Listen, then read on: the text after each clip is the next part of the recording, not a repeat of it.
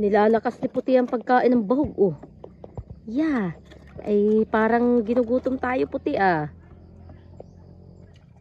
Parang ginugutom ka, Puti, ah. Talagang tunog-tunog yung pagkain ni Puti ng bahog. Isang takal lang ating ipapahog. Isang takal at kalahati.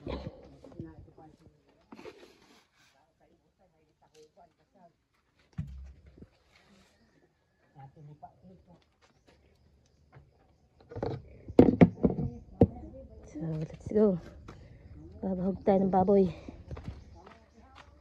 So, dito ang daan namin pag bahog ng baboy kasi na yun yung baboy namin dun ay inahin namin itong baboy na ito. So, bali pang 5 anak niya na yata yan. Panlimang pagbubuntis niya na yan. So, binabahogan lang namin siya every morning and every 5 p.m. Yan, excited ng kumain. So, yan, pangalan ng baboy namin ay si Puti.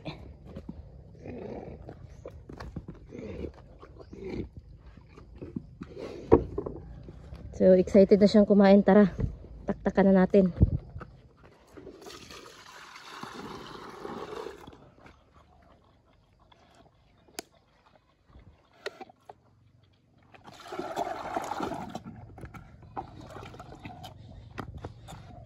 Ayan, tapos babantay natin kumain. Tapos ayan yung manok namin, oh.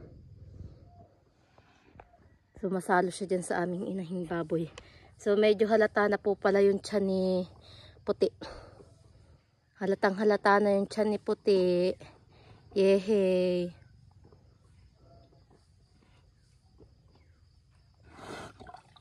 Wala po kasi si Reggie kasi nagbabaak siya ng nyug kasi nagkokopra po kami.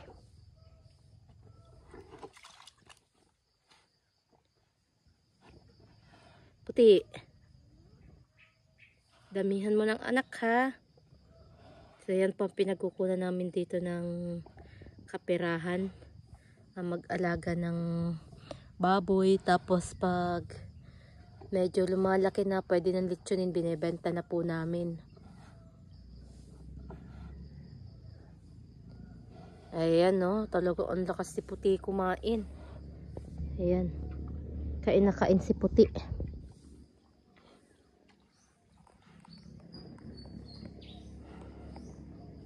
Ayan. Sa mga hindi pa po nakakapag-subscribe sa YouTube channel namin, i-click nyo po yung subscribe, then click all para lagi po kayong manotif sa aming mga videos na i-upload. Ayan. Thank you for watching po!